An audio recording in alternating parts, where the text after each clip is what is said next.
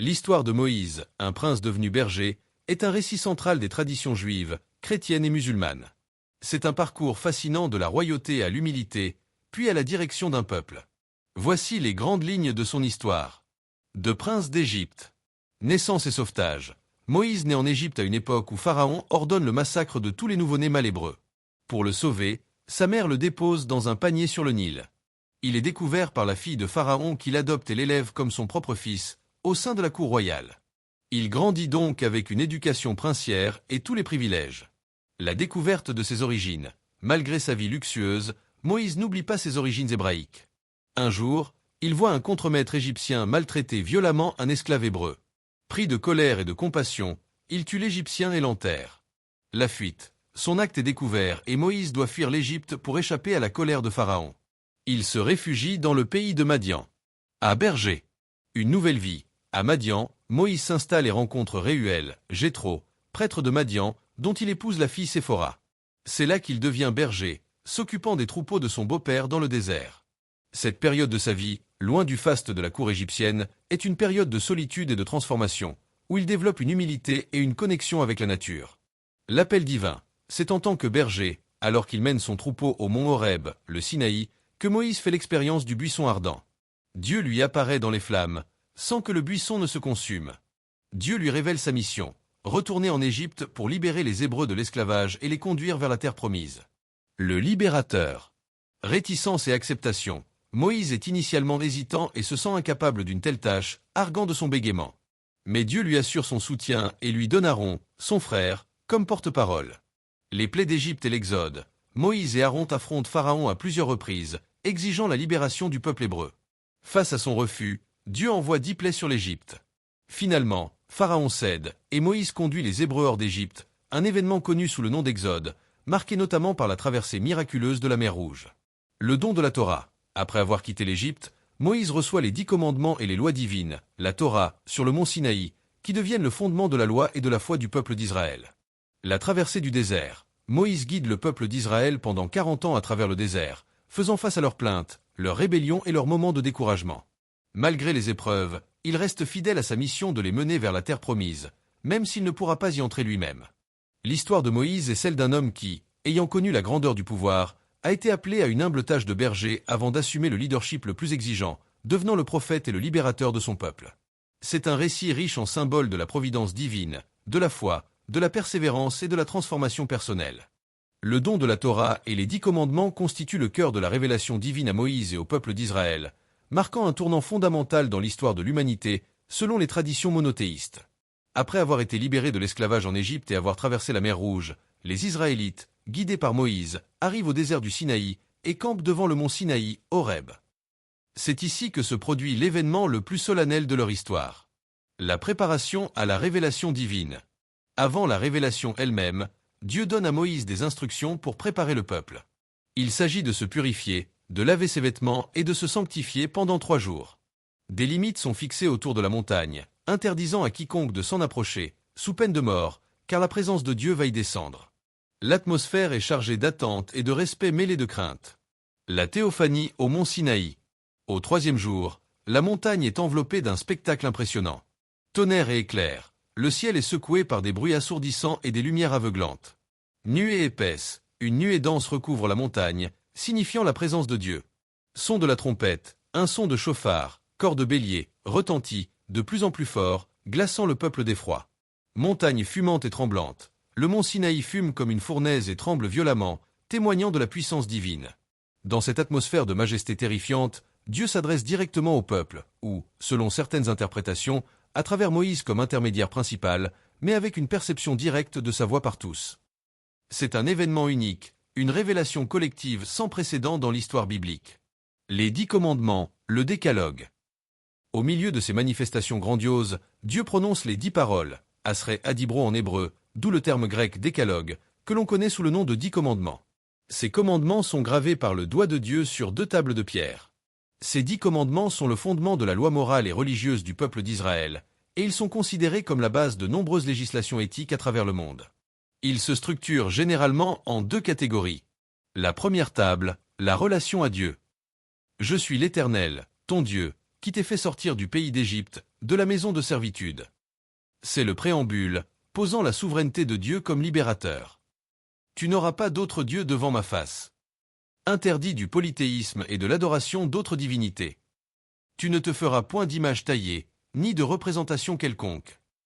Interdit de l'idolâtrie sous toute forme.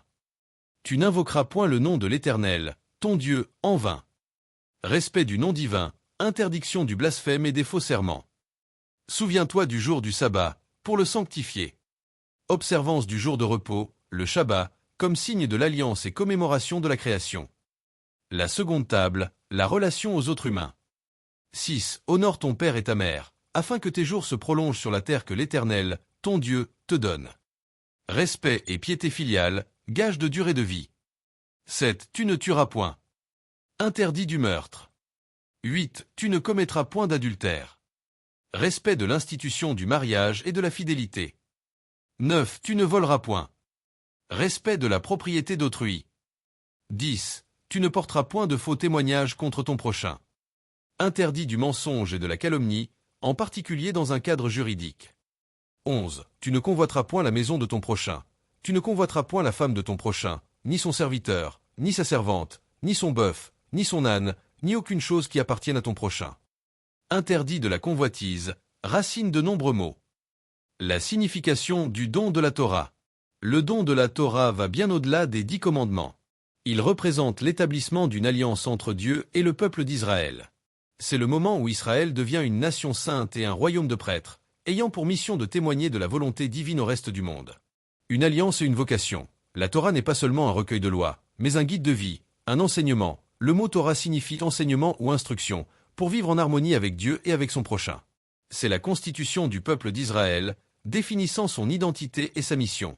La relation personnelle. Le premier commandement « Je suis l'Éternel, ton Dieu », qui t'ai fait sortir du pays d'Égypte, met l'accent sur la relation personnelle entre Dieu et chaque individu du peuple, rappelant l'acte de libération fondateur.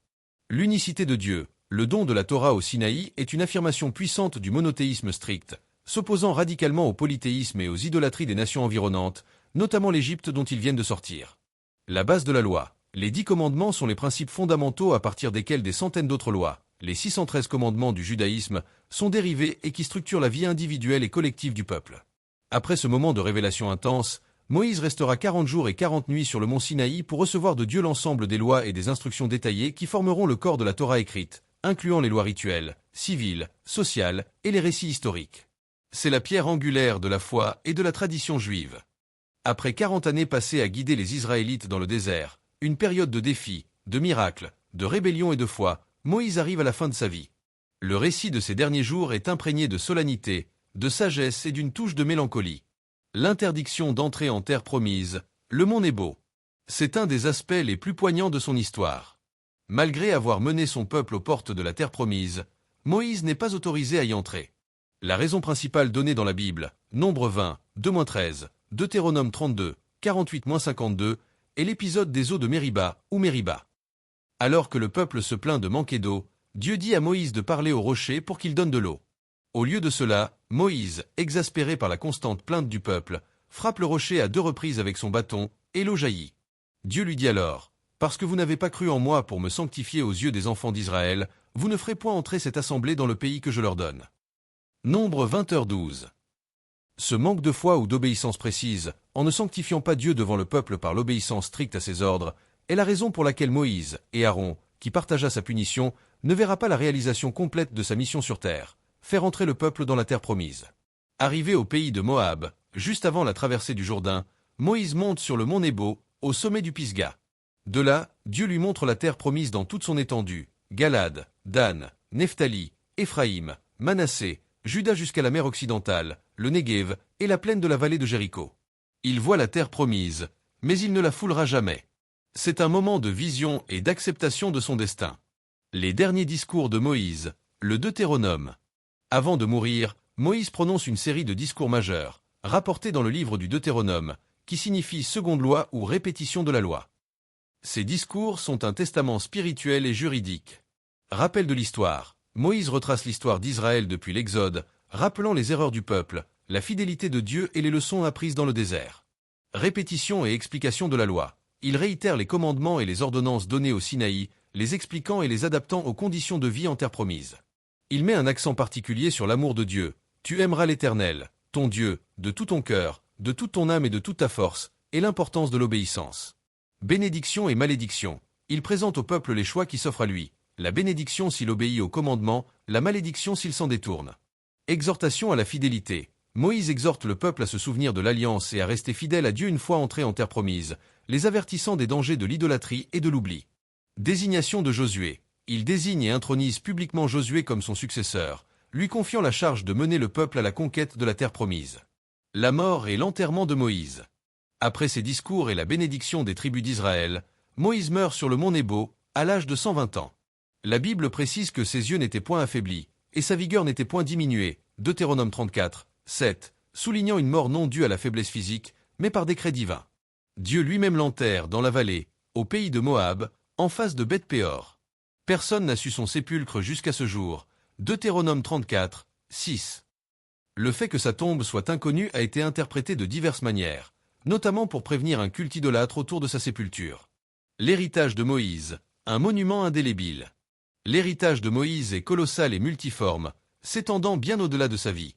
Le prophète suprême et intercesseur. Il est le prophète par excellence, celui à qui Dieu a parlé face à face, Deutéronome 34, 10. Aucun prophète après lui ne l'a égalé en intimité avec Dieu. Il fut l'intercesseur constant pour son peuple, plaidant en leur faveur à maintes reprises malgré leur rébellion, démontrant une compassion et un dévouement extraordinaires. Le donateur de la Torah, législateur. La Torah, avec les 10 commandements comme pierre angulaire, est son héritage le plus monumental. Elle a façonné l'identité religieuse, éthique, juridique et culturelle du peuple d'Israël pour des millénaires.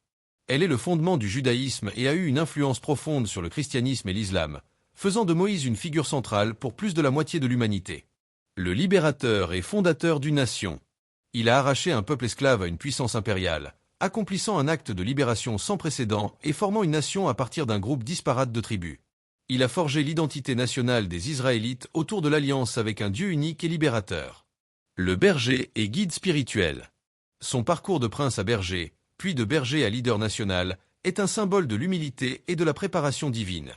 Il a guidé son peuple non seulement physiquement à travers le désert, mais aussi spirituellement, les éduquant à la foi, à l'obéissance et à la justice divine.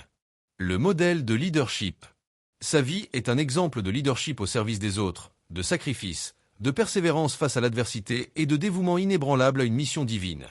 Sa capacité à gérer un peuple difficile, à organiser une société et à transmettre des lois divines en fait un modèle de leader et de réformateur social.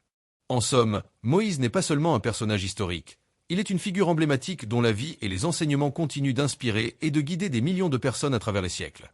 Son héritage est vivant dans les textes sacrés, les pratiques religieuses et les valeurs morales qui imprègnent de nombreuses sociétés aujourd'hui. Si vous avez trouvé l'histoire de Moïse et son héritage fascinant, n'hésitez pas à vous abonner pour découvrir d'autres récits passionnants et à commenter pour partager vos réflexions.